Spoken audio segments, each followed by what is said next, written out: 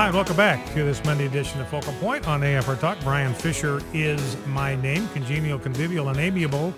As always, glad you are in the conversation. I want to begin today by talking about some of the concepts you can find in a column I've got posted at rightlyconcerned.com. And this has to do with the Anthony Weiner debacle. And let's see if I can find that story where the Clintons are absolutely livid with Huma Abedin and Anthony Weiner for comparing their situation to the Clintons. You know, we're not the only ones here that have observed that what Huma Abedin has done here is take a page out of the Hillary Clinton Stand By Your Man playbook. And they've openly talked about this, and everybody has observed. A lot of people have glowingly observed. People in the mainstream media have glowingly observed that Huma Abedin is imitating her mentor, Hillary Clinton. She's doing the Tammy Wynette thing, Stand By Your Man, and they've commended her for this. They've admired her for showing the same kind of grit and the same kind of resolve and the same kind of forgiveness that Hillary Clinton showed. They've exalted her for imitating Hillary Clinton, and now the Clintons are out there, and they are, quote, livid, according to the New York Post, at any comparisons between Weiner's sexcapades and Huma's forgiveness. This is from a piece in today's New York Post. Bill and Hillary Clinton are angry with efforts by mayoral hopeful Anthony Weiner and his campaign to compare his internet sexcapades and his wife Huma Abedin's incredible forgiveness to the Clintons' notorious White House saga, the Post has learned. By the way, speaking of Huma Abedin's incredible forgiveness, and let's not forget, she is wired into the Muslim Brotherhood. She is a Muslim Brotherhood devotee. Her father founded a publication that was dedicated to communicating the message of the Muslim Brotherhood. Her mother to this day is a key figure in the Muslim Sisterhood, which is the parallel version for the distaff version, the distaffed gender. And don't forget that Muslim Brotherhood, their stated goal is to exterminate and destroy Western civilization. I mean, it's right in the 1991 memo. That is their goal in North America. That's not just their goal in Saudi Arabia or wherever. That is their specific goal in North America, to eliminate, to exterminate, and to destroy Western civilization. That's what Huma Abedin wants to do.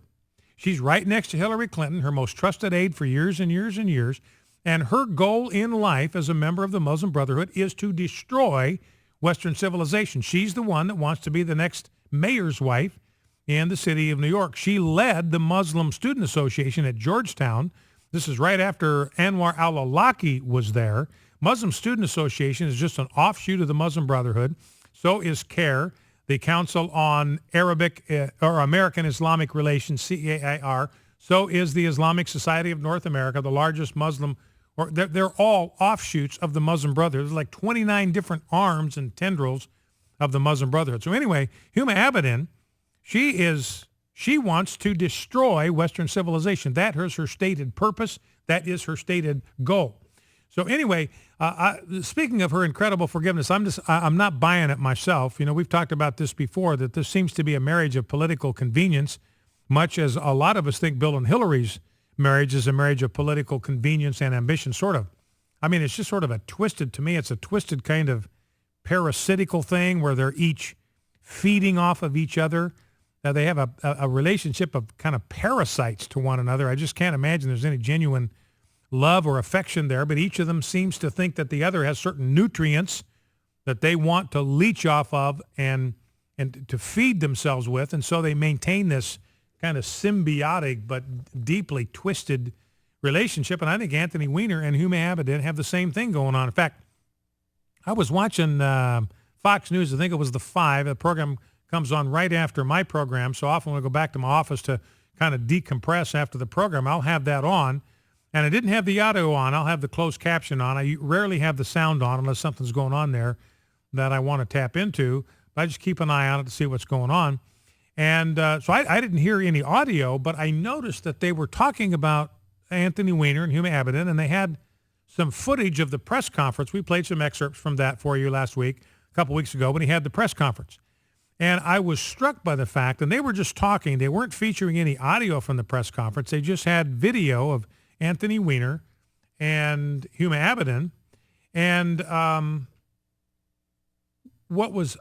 I had never noticed this before, but right before the press conference starts, Anthony Weiner and Huma Abedin are there behind the microphone. Nothing has started yet. The official press conference hasn't started. And she turns away like there's a table behind them, and she turns away to pick up something or to look at something. And there was a smile on her face. There was a smile on her face. This is not a woman that is grief-stricken at what her husband has done. She's not broken up over this. She's not heartbroken. She's not even mad. She had a smile on her face. And, then she becomes very somber when she's talking to the cameras and reading her press statement. But it was all very matter-of-fact, kind of a flat demeanor. And, you wondered about that. It was so out of character for a woman who has been put in that position, by her husband. It just wasn't normal to me or even healthy. But it reminded me of that time. You remember this when Bill Clinton was going to the funeral of Ron Brown, the Commerce Secretary who died in that plane crash. He's talking with Tony Campolo, who is an uber-leftist socialist Baptist pastor. They're walking into the funeral, and they're chatting and they're joking with each other, and Clinton throws his head back and he laughs. And then he notices suddenly that there's a camera on him as he's walking into this funeral with Tony Campolo. And just as soon as he sees the cameras on him, he immediately stops. The smile vanishes from his face, and all of a sudden, he's dabbing tears from the corner of his eyes, completely fake, totally fabricated, totally manufactured. And it struck me, this is what Huma Abedin is doing. Same kind of deal here. Now, here's what a top state Democrat said, according to the New York Post. The Clintons are upset with the comparisons that the Wieners seem to be encouraging, that Huma is standing by her man the way Hillary did with Bill. The Clintons are off, that teed off, a synonym for teed off, that Weiner's campaign is saying that Huma is just like Hillary. How dare they compare Huma with Hillary? Hillary didn't know Huma would do this whole stand by your man routine, and that's one of the reasons the Clintons are distancing themselves from all this nonsense. So now the Clintons, according to the New York Post, they're trying to get as far away from Anthony Weiner and Huma Abedin as they possibly can. And it's because, according to the Post, they are worried about the potential impact on Hillary's likely run for the president in 2016. And again, the Post talks about the fact that they have begun, quote, aggressively distancing themselves from Anthony Weiner. At least one prominent Hillary Rodham Clinton political operative was described as close to, quote, going public with a sharp criticism of Weiner in order to send the message that the Clintons, fearing long-time damage to Hillary, want him out of the mayor's race. So they're worried because this is bringing back all of the Monica Lewinsky stuff. Now, my column is today is about the fact what you've got is this amazing thing where all of a sudden liberals have turned into Victorian moralistic prudes. Have you seen that?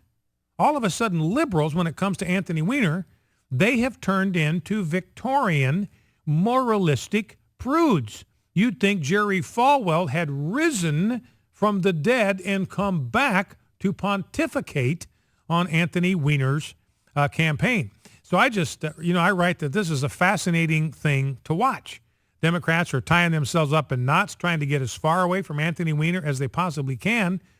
But at the same time, they have a foundational moral principle. This is heart and soul of liberalism. This is the foundational moral principle in all of liberalism. Whatever consenting adults do in private is nobody's business. So according to liberals, what Anthony Weiner has done, because it was all done in private, it was all done consensually. Nobody had a gun put to their head and forced them into this kind of twisted relationship with Anthony Weiner. So the left ought to be celebrating this guy. They ought to be his cheerleaders. This is what liberalism is all about. We're not going to sit in judgment over what a man does in his private life. with consenting adults. We're not going to, in fact, we shouldn't judge. We shouldn't condemn anybody for doing this. Now, all of a sudden, all the mainstream media, every liberal in the land, wants this guy gone, wants this guy out of here, wants him toasted, wants him banished from public life. And I'm going to play a soundbite after the break from Bob Schieffer from his Sunday morning program yesterday, his observations about the Anthony Weiner deal. And I want to take what he said and I'm going to redraft it and just substitute Bill Clinton for Anthony Weiner. And the criticism would be exactly as appropriate, but they despise Anthony Weiner, so they're willing to hold him to a standard of sexual morality, but they idolize Bill Clinton, so they were not. You know, and I write in the piece that the Clintons ought to be honored that Huma had learned her lesson so well and that she so admires the Tammy Wynette of American politics that she has snatched a page out of the Clinton playbook. But now you've got the left suddenly discovering some sense of sexual propriety, and they're now filled with a kind of righteous indignation, the same kind of righteous indignation that they excoriate when they see it in social conservatives. Even their sycophants in the mainstream media are filled with moral outrage. I went over this before, but the New York Times has called for Anthony Weiner to step down because of what they call, quote, his personal compulsions, end quote. And they say they refer to his behavior as sexual misconduct. So notice the New York Times is saying, look, if you're guilty of sexual misconduct, you're disqualified from public office. So anything that that's their standard, sexual misconduct disqualifies you from public office. Now, the Times rejected the Weiner strategy that sexual behavior is not the public's business. Says the Times it isn't until they make it our business by plunging into a political campaign. So the left is willing to give Bill and Hillary a pass, the mainstream media, that they are not willing to give to Anthony Weiner and Huma Abedin. You know, and in reality, Weiner's problems are far less problematic than the ones that were created by Bill Clinton because of Bill Clinton's example, his claim that oral sex really isn't oral sex at all. You've got a generation of millennials now. We have an epidemic of cancers of the throat, neck, and head that are directly related to a virus that is transmitted through oral contact. Well, never too late for the left to discover that God's been right all along, that sex is something exclusively for the union of one man and one woman in marriage. Back in 2.